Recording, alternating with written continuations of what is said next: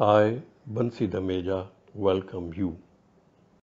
Srimad Bhagavad Gita is a holy scripture which gives us complete knowledge and tells us the way we can live a happy, peaceful, meaningful, spiritual life without renouncing this world. It is a dialogue between Lord Krishna and Arjuna, the warrior, at the battlefield of Kurukshetra in India. Arjun became emotional when he saw his kinsmen on both sides and refuses to fight.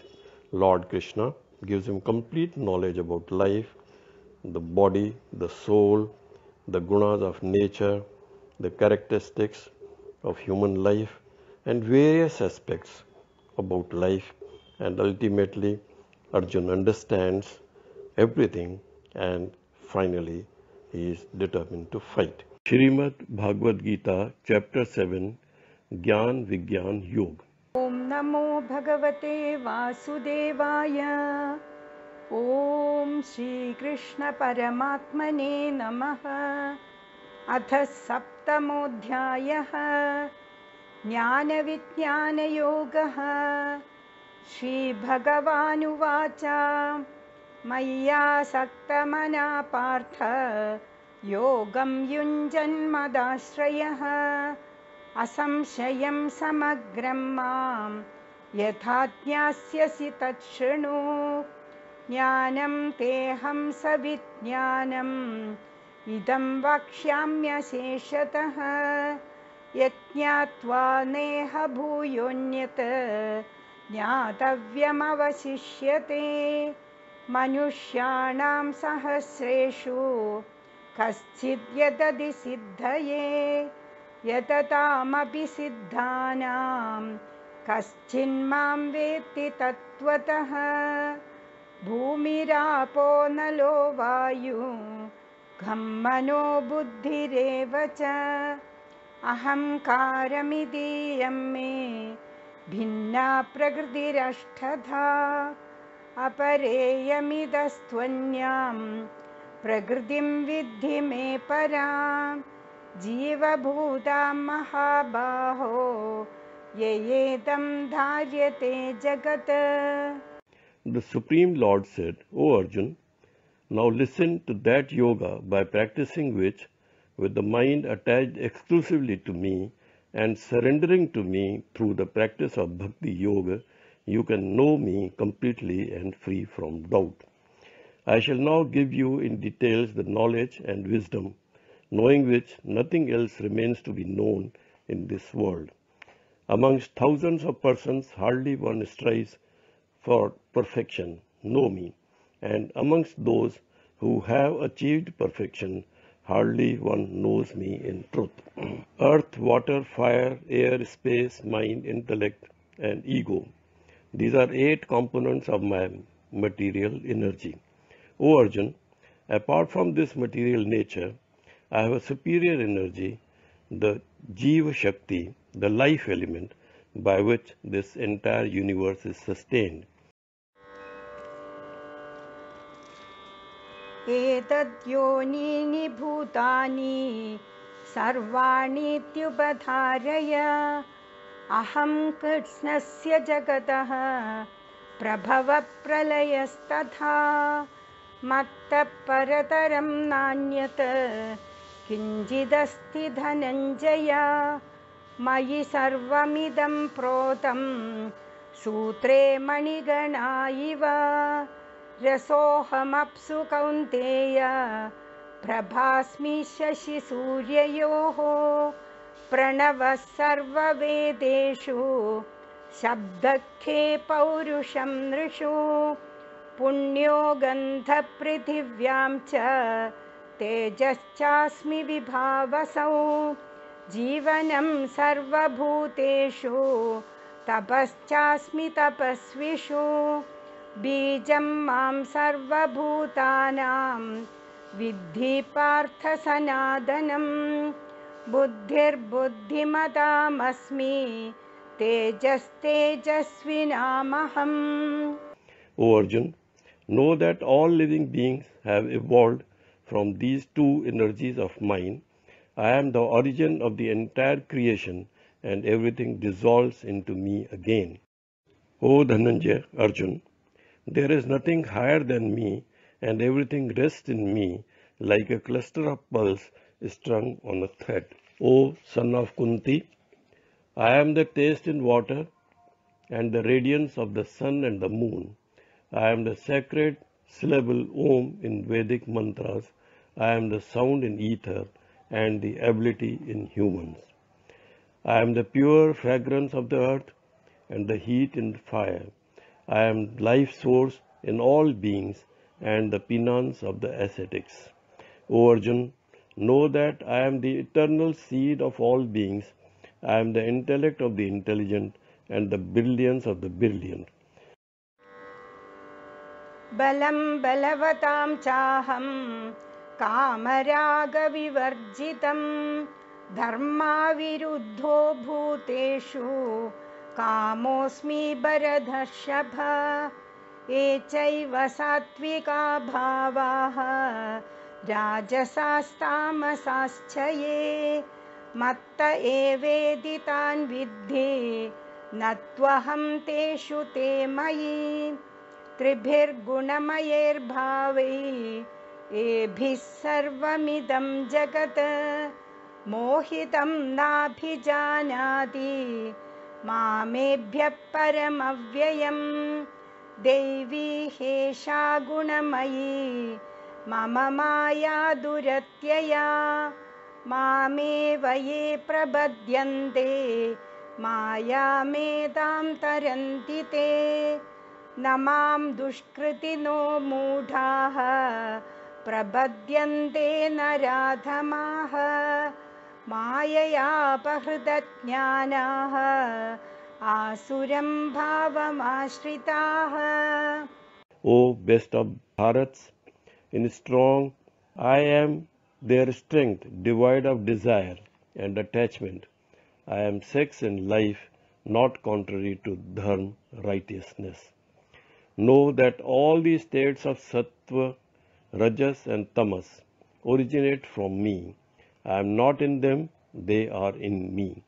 Sattva is goodness, rajas, passion, tamas, ignorance are three modes of nature.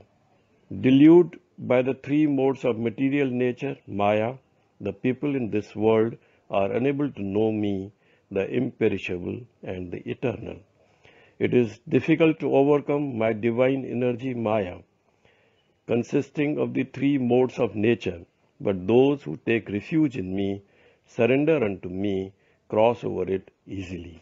Those who have lost their jnana, wisdom, because of the pursuit of power, Maya, and those who are evil in nature and are constantly engaged in evil deeds, do not take refuge in me, worship me. चतुर्विधा भजन्ते मां जनाः सुकृतिनोऽर्जुन आर्तो जिज्ञासुरर्थार्थी ज्ञानी च भरतर्षभ तेषां ज्ञानी नित्ययुक्त एकभक्तिर्विशिष्यते प्रियो हि ज्ञानिनोत्यर्थम् अहं स च मम प्रियः उदारा सर्व एवैते ज्ञानी त्वात्मैव मे मतम् आस्तिदः स हि युक्तात्मा मामेवानुत्तमां गतिम् बहूनां जन्मनामन्ते ज्ञानवान् मां प्रपद्यते वासुदेवः सर्वमिति समहात्मा सुदुर्लभः कामैस्तैस्ते हृदज्ञानाः प्रपद्यन्तेऽन्यदेवताः तं तं नियममास्थाय प्रकृत्या नियता स्वया. O Arjun, in this world there are only 4 types of pure and divine pious people who worship me: those in distress, the seekers of knowledge and wisdom, the wise, and those who desire material wealth. Of these, the man of wisdom, who with full knowledge is in union with me through pure devotion, is the foremost, for I am very dear to him and he is dear to me. Although all those who are devoted to me are indeed noble, but the man of wisdom, who is of steadfast mind, whose intellect is merged in me, and who has made me alone as his supreme goal, I consider as my very self. After many births, a man of wisdom seeks refuge in me, alone knowing me to be the cause of all causes and all that is. Of course, such a great soul is very rare. Those whose knowledge has been distorted by material desires surrender to the celestial gods. Following their own nature, they worship the Devatas, practicing rituals meant to please these celestial gods. यो यो यां तनुं भक्तः श्रद्धयार्चितुमिच्छति तस्य तस्याचलां श्रद्धां तामेव विदधाम्यहम् स तया श्रद्धया युक्त तस्याराधनमीहते लभते च ततः कामान् मयैव विहितान् हितान् अन्धवत्तु फलं तेषां तद्भवत्यल्पमेधसां देवान् देवयजो यान्ति मद्भक्ता यान्ति मामपि अव्यक्तं व्यक्तिमापन्नं मन्यन्ते मामबुद्धयः परं भावमजानन्द ममाव्ययमनुत्तमम् नाहं प्रकाश सर्वस्य योगमाया समावृतः मूढोऽयं नाभिजानाति लोको मामजमव्ययम्. For fulfillment of material desires, whichever god, deity a person wishes to worship with faith, I am the one who makes his faith firm and unflinching. The one who worships Devatas, celestial gods, for fulfillment of material desires, and those desires are also fulfilled, but in reality all this is arranged by me alone. The reward received by the ignorant people who worship other deities is only temporary. Those who worship other deities go to their abode, but those who worship me attain me and come to me. Ignorant regard me, the unmanifest, not readily perceived by the senses, formless, as having manifestation. They do not know my supreme nature, which is changeless and supreme. Shrouded by my own Yog Maya divine powers, I am not visible to everybody. Those who are ignorant, however, do not know me as unborn and indestructible, eternal.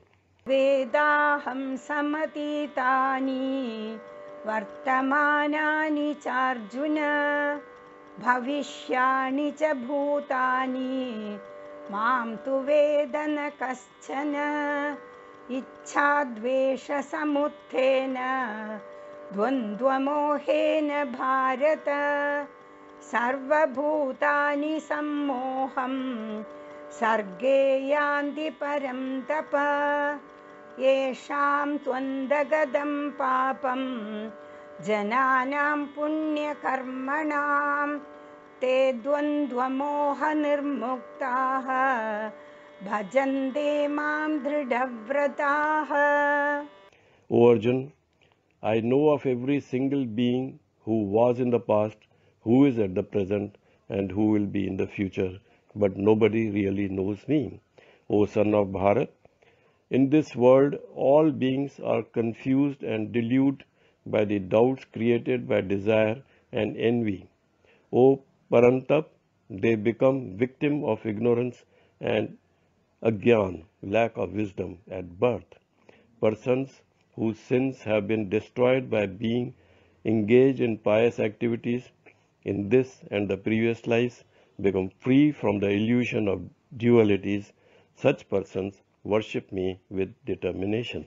जरा मरण मोक्षाय मामाश्रित्य यदन्ति ये ते ब्रह्म तद्विदुः कृत्स्नम् अध्यात्मं कर्म चाखिलम् साधिभूताधिदैवं मां साधियज्ञं च ये विदुः प्रयाणकालेऽपि च मां ते विदुर्युक्तचेतसः। ॐ तत्सदिति श्रीमद्भगवद्गीतासु उपनिषत्सु ब्रह्मविद्यायां योगशास्त्रे श्रीकृष्णार्जुनसंवादे ज्ञानविज्ञानयोगो नाम सप्तमोऽध्यायः। O Arjun, those who take refuge in me and strive for deliverance from the old age and death, they fully understand Brahma, the infinite, never-ending, Adhyatma, self, and all karma actions in this world. Only those who truly know me as being above all elements of the world, Adibhuta, above all deities, Adidevya, and above all sacrifices, Adiyajna, experience me even in the end of their existence on this earth, and they ultimately attain me, the Supreme Soul. Om Tat Sat. Thus in Srimad Bhagavad Gita Upanishad, the science of Brahma, the scripture of Yoga, dialogue between Sri Krishna and Arjun, the chapter 7, named Gyan Vigyan Yoga, is over.